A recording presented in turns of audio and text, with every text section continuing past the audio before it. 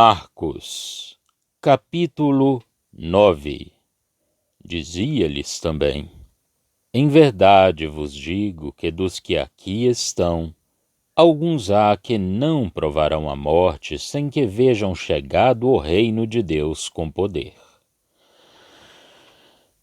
E 6 dias depois, Jesus tomou consigo a Pedro, a Tiago e a João, e os levou sós em particular a um alto monte, e transfigurou-se diante deles.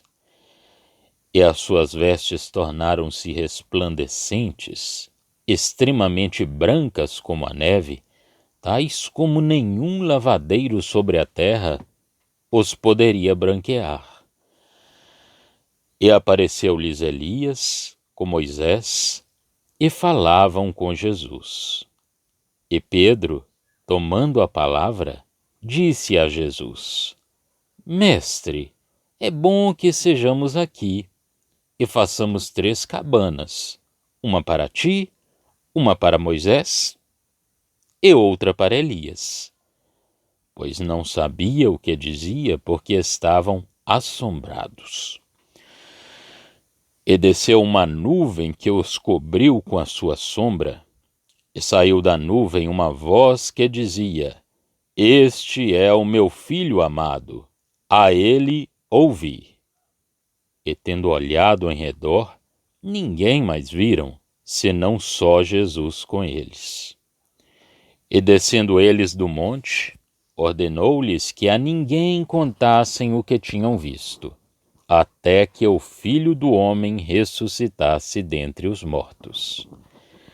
Eles retiveram o caso entre si, perguntando uns aos outros que seria aquilo, ressuscitar dentre os mortos.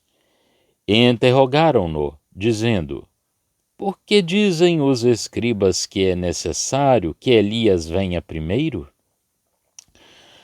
Ele, respondendo, disse-lhes: Em verdade, Elias virá primeiro e todas as coisas restaurará.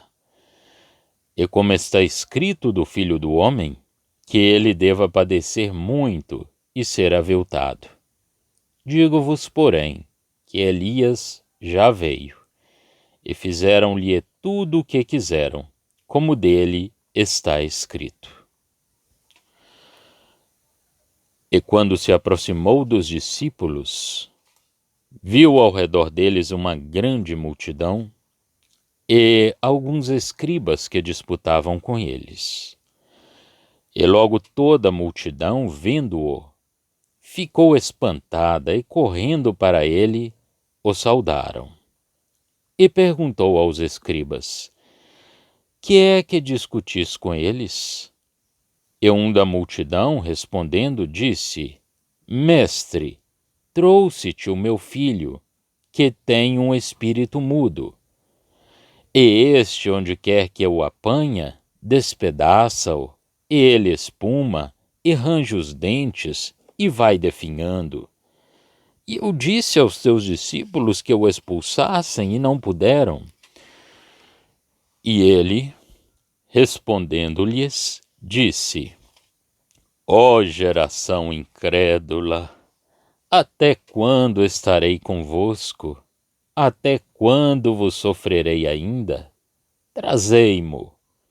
E trouxeram-lhe-o. E quando ele ouviu, logo o espírito o agitou com violência e, caindo endemoninhado por terra, revolvia-se, escumando. E perguntou ao pai dele: Quanto tempo há que lhe sucede isto? E ele disse-lhe: Desde a infância. E muitas vezes o tem lançado no fogo e na água para o destruir, mas se tu podes fazer alguma coisa, tem compaixão de nós e ajuda-nos. E Jesus disse-lhe: Se tu podes crer, tudo é possível ao que crê.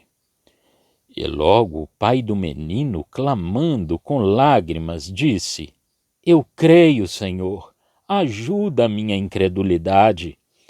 E Jesus, vendo que a multidão concorria, repreendeu o espírito imundo, dizendo-lhe: Espírito mudo e surdo, eu te ordeno, sai dele, e não entres mais nele.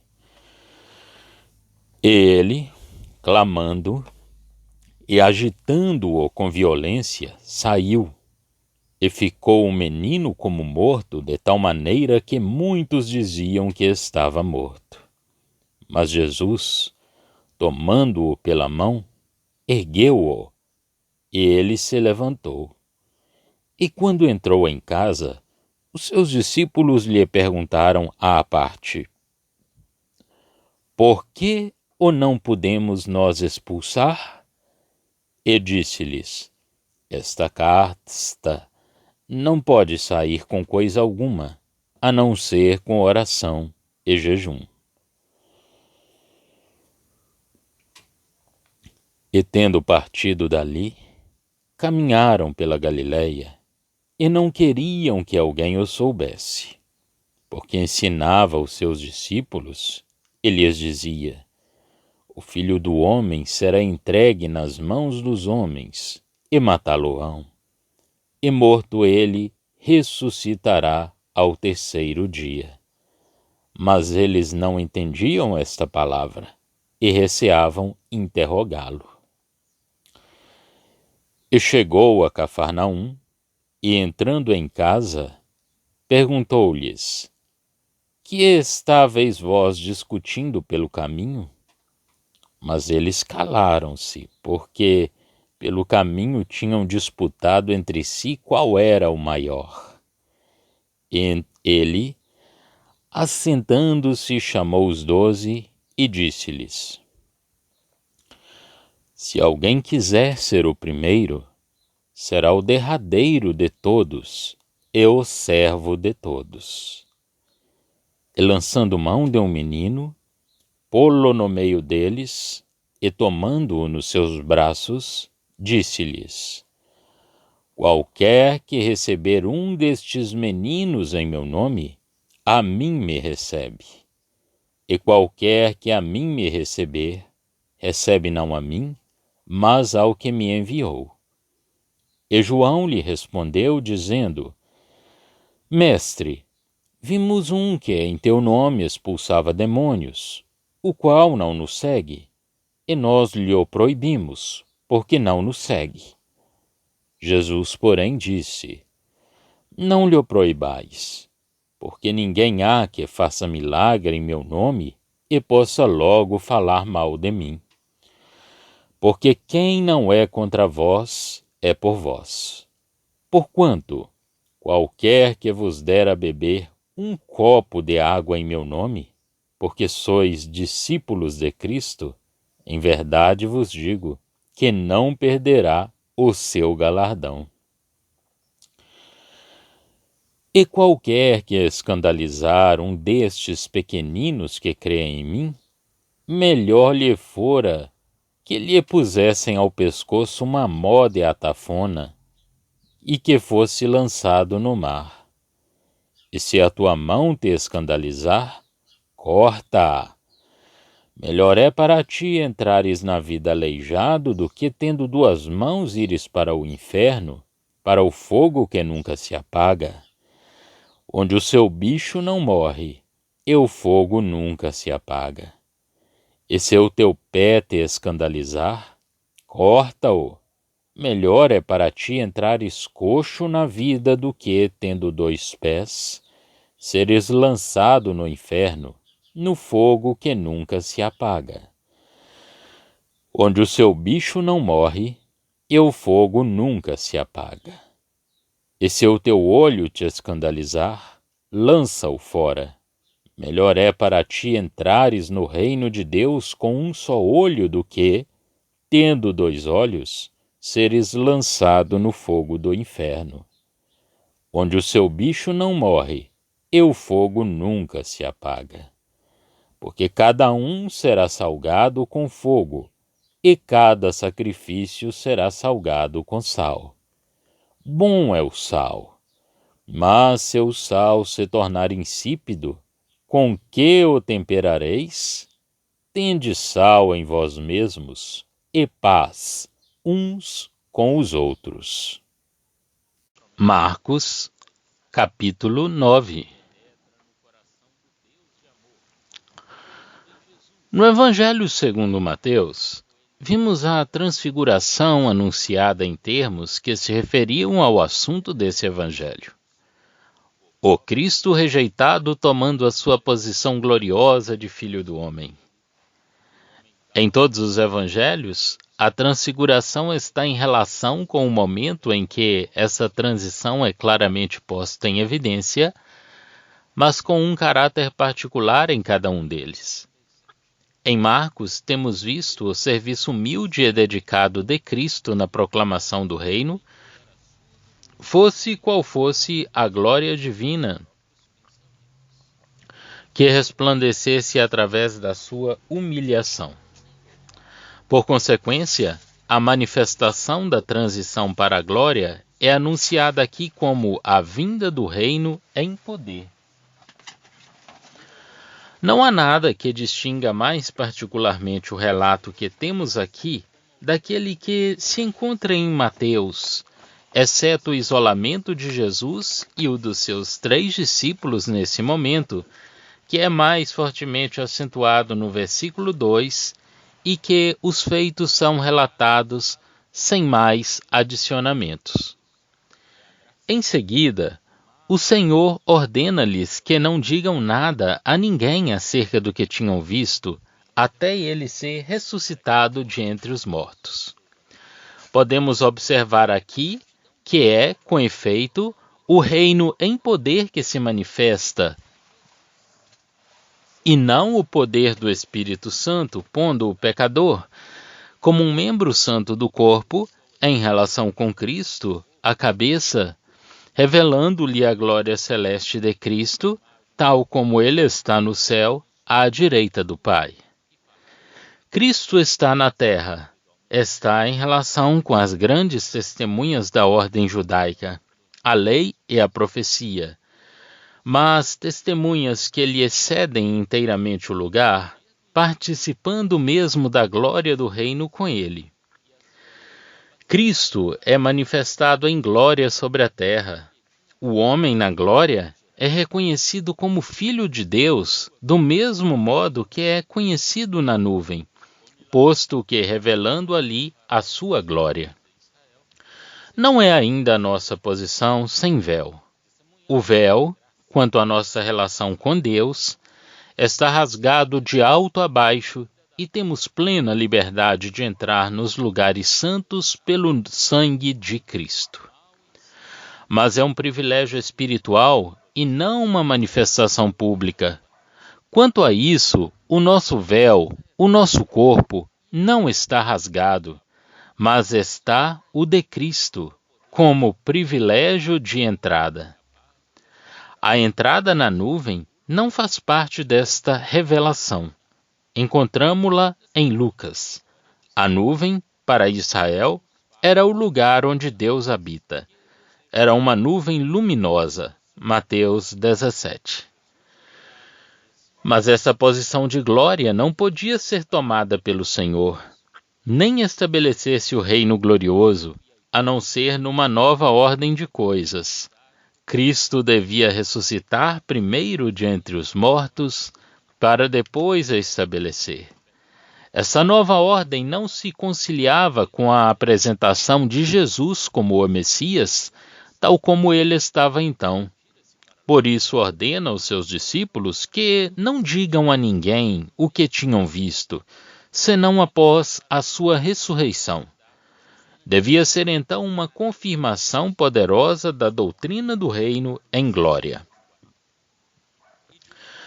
Essa manifestação da glória confirmava a fé dos discípulos nesse tempo, do mesmo modo que o Getsêmani lhes patenteava a realidade dos seus sofrimentos e dos seus combates como o príncipe das trevas, e depois, quando o Cristo tivesse tomado a sua nova posição, ela constituiria o tema e a confirmação do testemunho deles. Em 2 Pedro 1,19, podemos ver o caráter dessa manifestação e as relações com o reino terrestre de glória de que os profetas tinham falado. Leiamos, pois, esta passagem, e temos muito firme a palavra dos profetas. Os discípulos tinham parado no limiar da porta. Embora os seus olhos estivessem abertos, na realidade eles viam homens como árvores que andavam. Que queria dizer ressuscitar de entre os mortos? Perguntavam eles entre si. Verso 10. A ressurreição era-lhes conhecida. Toda a seita dos fariseus acreditava nela. Mas este poder, que libertava do estado onde o homem e mesmo os santos se encontravam, implicando também que outros ali existiam ainda abandonados, enquanto esse poder se exercia, eis o que eles ignoravam totalmente: de que havia uma ressurreição, na qual Deus ressuscitaria todos os mortos no último dia. Eles não duvidavam, mas que o Filho do Homem fosse a ressurreição e a vida, o triunfo absoluto do último Adão sobre a morte, o Filho de Deus tendo a vida em si mesmo, manifestado pela sua ressurreição de entre os mortos, livremente que, a seu tempo, será também cumprido nos santos, eis o que eles não entendiam. Eles recebiam, sem dúvida, as palavras do Senhor como verdadeiras, como tendo autoridade, mas o que ele queria dizer-lhes era incompreensível para eles. Ora, a incredulidade nunca deixa de encontrar objeções para se justificar aos seus próprios olhos, que se recusam a compreender as provas divinas da verdade. Objeções assaz fortes na aparência e que podem perturbar o espírito daqueles que, pela graça do Senhor, estão dispostos a crer, ou que já creram, mas que ainda estão fracos na fé. Os profetas tinham dito que Elias viria primeiro. Os escribas insistiam nessa afirmação. Verso 11. Impressionados agora pela glória que confirmava de maneira incontestável as pretensões de Cristo, os discípulos falam-lhe desta dificuldade. A convicção que a visão da glória trazia ao seu espírito levava-os a confessar a dificuldade acerca da qual eles se tinham calado anteriormente, não ousando falar dela. Mas agora a prova é suficientemente forte para lhes dar a coragem de que careciam para encararem de frente essa dificuldade. Com efeito, a palavra de Deus falava desta vinda, e Jesus aceita-a como sendo a própria verdade. Elias devia vir primeiro e restaurar todas as coisas. E ele virá de fato antes da manifestação da glória do Filho do Homem. Mas é preciso que o Filho do Homem sofra primeiramente e seja rejeitado. Isso também estava escrito do mesmo modo que a missão de Elias. Aliás, antes dessa manifestação de Cristo, que punha os judeus à prova quanto às suas responsabilidades, Deus não tinha deixado de fornecer a este povo um testemunho segundo o poder e o espírito de Elias. Mas eles fizeram com ele tudo o que quiseram. Estava escrito que o Filho do Homem sofreria antes da sua glória, tão certo como estava escrito que Elias viria. Na verdade, como acabamos de dizer, quanto ao testemunho para os judeus, aquele que tomava moralmente o lugar de Elias já tinha vindo, e tinham-no tratado como iam agora tratar o Senhor. Paralelamente, João Batista tinha dito que ele não era Elias, citando Isaías 40, que fala do testemunho. Mas não cita nunca Malaquias 4, que se refere a Elias pessoalmente. O Senhor, Mateus 11:10, faz uma aplicação de Malaquias 3:1, mas João Batista cita Isaías. Quando Jesus desceu do monte, A multidão correu para ele espantada, ao que parece, da sua misteriosa ausência, longe dos seus discípulos. Saúda-o com o respeito que toda a sua vida lhe tinha inspirado. Mas o que tinha tido lugar durante a sua ausência não fazia senão confirmar a solene verdade de que Jesus devia ir-se embora, verdade esta que acabava de ser posta em evidência por um testemunho mais glorioso. O próprio remanescente, os que criam, não sabia aproveitar do poder que agora se encontrava sobre a terra. A fé destes crentes não realizava a presença do Messias, o poder de Jeová, o Salvador, o médico de Israel. Para que, pois, continuar ainda no meio do povo e dos discípulos? O pobre pai exprime a sua aflição de uma maneira comovente, por palavras que mostram um coração íntegro, rendido pelo sentimento das suas necessidades, mas muito fraco na fé. Descreve o estado miserável do seu filho, e o seu coração apresenta um verdadeiro quadro do estado de espírito do remanescente, da fé que tinha necessidade de ser fortalecida por causa da incredulidade sob a qual estava atrofiada. Israel não valia mais do que a pobre criança, mas aquele que tudo podia estava lá. Isto não era a dificuldade, mas havia fé para aproveitar do seu poder? Tal era a questão. Se tu podes, diz o pai aflito a Jesus, se tu podes, responde o Salvador, aplica-se à tua fé.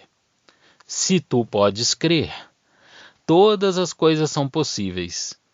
O pobre pai, homem de coração recato, confessa, com lágrimas, o seu próprio estado de fraqueza espiritual e procura na bondade de Cristo socorro para suas necessidades. Assim, a posição de Israel estava plenamente manifestada. A onipotência estava lá para o curar, para o libertar do poder de Satanás. Mas isso devia ser feito pela fé, porque a alma devia voltar para Deus.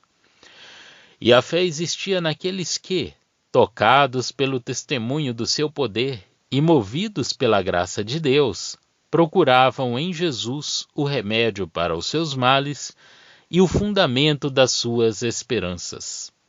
A sua fé era fraca e vacilante, mas lá, onde ele se encontrava, Jesus agia segundo o poder soberano da sua própria graça e da bondade de Deus, que encontrava nela própria a sua justa medida. Por muito longe que possa ir a incredulidade naqueles que a aproveitam da graça de uma dispensação, em toda a parte onde é preciso responder a uma necessidade, Jesus o faz, quando se olha para ele. E isto é, para nós, uma grande bênção e um grande encorajamento. Todavia, para que este poder fosse exercido pelo próprio homem, para o que Deus o chamava, era preciso que o homem se aproximasse intimamente de Deus, que aquele a quem este poder fosse confiado se habituasse à comunhão permanente de Deus, afastando-se de tudo aquilo que o punha em relação com o mundo e a carne. Resumamos agora os princípios desta narrativa, tendo em vista sua aplicação geral.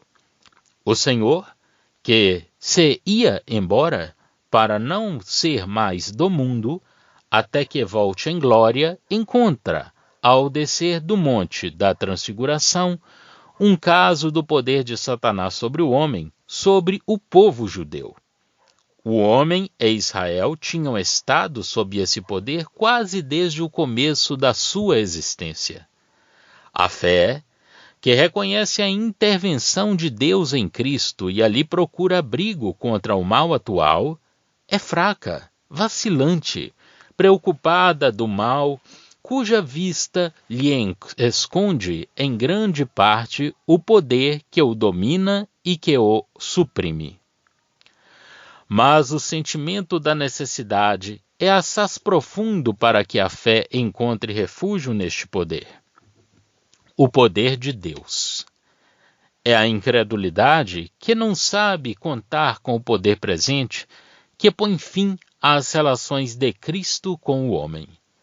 Não é a miséria deste que faz isto, porque foi a miséria do homem que trouxe Jesus à terra. Mas agora a onipotência está presente, e somente é necessária a fé para dela aproveitar. E se o coração do homem, para fugir ao poder do inimigo, se volta para Jesus, pode, graças a Deus, apresentar ao Senhor a sua incredulidade, como se de qualquer outra coisa se tratasse.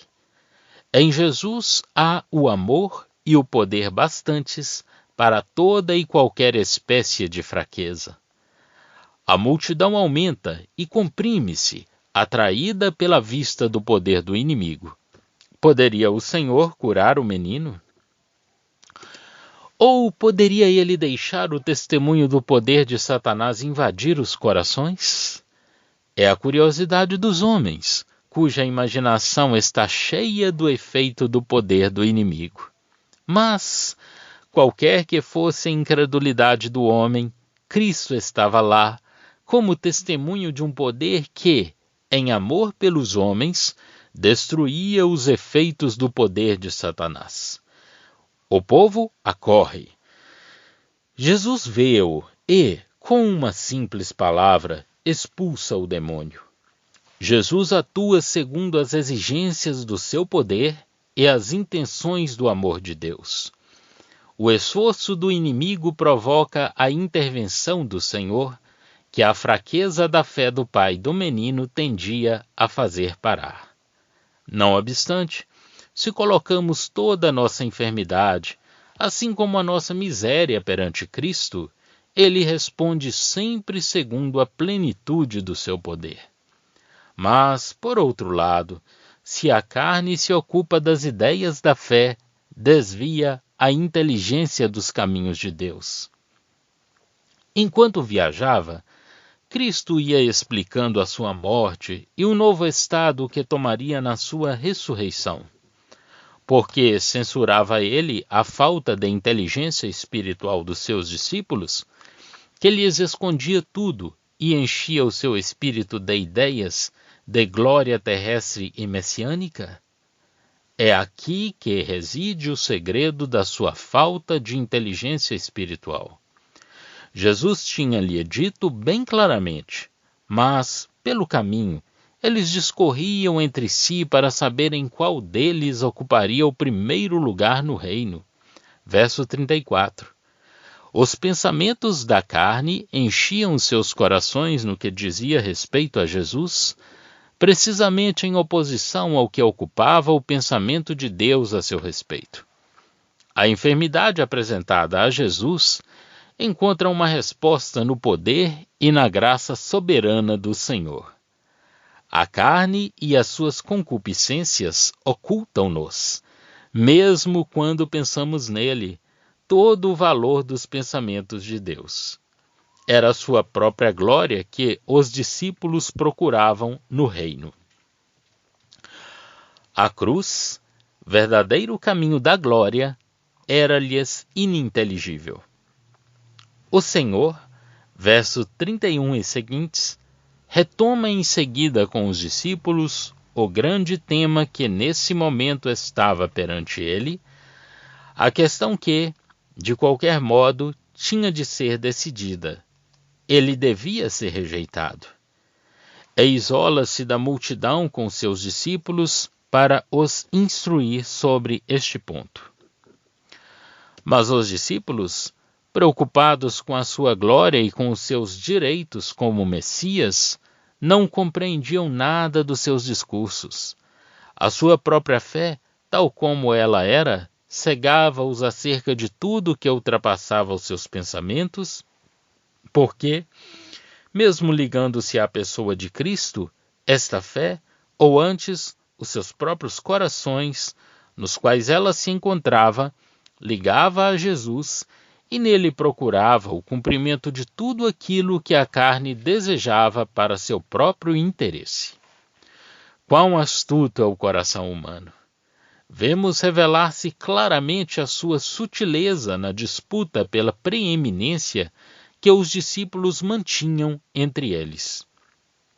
A sua fé é demasiado fraca para poder suportar superioridades ou esclarecimentos que contrariem as suas ideias. E essas ideias manifestam-se bem e sem dimulação entre eles. Jesus repreende-os e apresenta-lhes como exemplo uma criancinha, conforme já tinha feito noutras ocasiões. Aquele que seguia Cristo devia ter um espírito inteiramente contrário ao espírito do mundo, um espírito em conexão com tudo que era fraco e desprezado pelo orgulho do mundo. Recebendo assim uma criancinha, recebia-se Cristo, e recebendo-se Cristo, recebia-se o Pai. Tratava-se de coisas eternas e o espírito do homem deve, portanto, ser como o espírito de uma criança.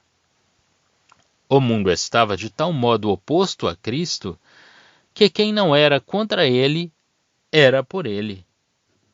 Alguns têm dificuldade em conciliar essas palavras com a seguinte passagem: aquele que não é por mim é contra mim. Mas as duas passagens concordam entre si quando se tem em conta o ponto principal. Cristo era o critério divino do estado do homem, e isso resolve a questão. O mundo estava totalmente, absolutamente contra o Senhor. Se um homem não estava contra ele, e aqui não podia haver meio termo, era por ele. Ora, se um homem não era por ele, é porque esse homem era do mundo, e por conseguinte, contra o Senhor. O Filho do Homem devia ser rejeitado. Tratava-se da fé na sua pessoa, e já não de um serviço individual para ele. Mas, infelizmente, os discípulos pensavam mais neles próprios. Ele não nos segue. Eles deviam partilhar a rejeição do seu mestre. E se alguém lhes desse a beber um simples copo de água, fria que fosse, Deus lembrar-se-ia disso. O que quer que fosse que pudesse fazê-los tropeçar na sua marcha, fosse mesmo seu olho direito ou a sua mão direita, eles fariam bem arrancando-os, porque não eram as coisas de um Messias sobre a terra que estavam em jogo, mas as da eternidade. Tudo será posto à prova pela perfeita santidade de Deus, e isso em julgamento, de uma maneira ou de outra, cada um, bom e mau, será salgado com fogo. Onde houver vida, o fogo não consumirá senão a carne. Porque, quando somos julgados, somos castigados pelo Senhor, a fim de que não sejamos condenados com o mundo. Se o julgamento atinge os maus, e certamente ele os atingirá, é a condenação, é um fogo que não se apaga. Mas para os justos há também outra coisa, eles serão salgados com sal.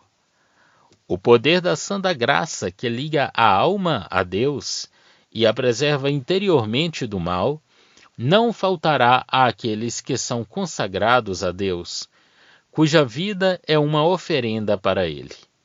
Sem dúvida, o sal não é a doçura que agrada e que a graça produz, mas sim essa energia divina em nós, que une todas as coisas com Deus, ele consagra o coração, ligando-o a ele por um sentimento de obrigação e de desejo, rejeitando tudo o que em si mesmo lhe é contrário, obrigação que decorre da graça, e que por isso opera mais poderosamente. Assim, na prática, era a graça distintiva, a energia da santidade que separa de todo o mal e aparta para Deus. O sal era uma coisa boa. Aqui, o efeito produzido na alma, o estado da alma em si mesma é assim chamado, Do mesmo modo que a graça, que produz esse estado, é também chamada sal.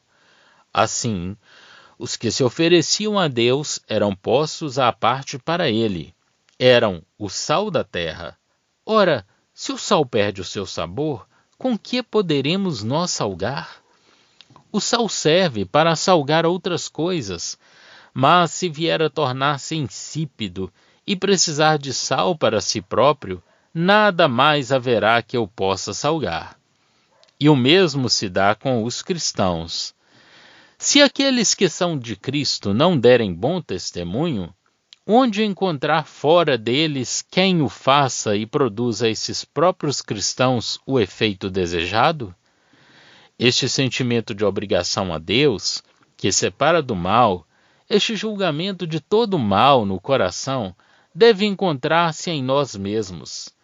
Não se trata aqui de julgar os outros, mas de cada qual se colocar perante Deus, tornando-se assim o sal da terra e tendo esse sal em si mesmo. A respeito dos outros, deve-se procurar a paz. E é a verdadeira separação de todo o mal que nos torna capazes de andarmos juntos em paz. Numa palavra, os cristãos deviam manter-se separados do mal, perto de Deus, andando com Deus e estando em paz uns com os outros. Seria impossível ter uma instrução mais clara, mais importante, mais preciosa. Em poucas palavras, ela julga, ela dirige toda a vida cristã. Mas o termo do serviço do Senhor estava próximo. Tendo descrito nestes princípios as exigências da eternidade e o caráter da vida cristã, Jesus estabelece, nos seus primeiros princípios, todas as relações de Deus com o homem, pondo de lado o mundo e a sua glória, assim como a glória judaica, do ponto de vista do seu cumprimento imediato, mostrando também o caminho da vida eterna que se encontrava na cruz e no poder de Deus que salva. Não obstante, e no meio de tudo isso, toma ele próprio o lugar de obediência e de serviço, verdadeiro lugar do homem. Por outro lado, o próprio Deus, sendo introduzido no seu próprio caráter de Deus, na sua natureza e nos seus direitos divinos, sendo deixadas de lado a especial glória que pertence às dispensações e às relações que lhe são próprias. Já estão disponíveis para leitura os comentários do Novo Testamento e do Antigo Testamento de João Nelson Darby. Estão nos formatos de livro, e-book, também aplicativo para o celular Android.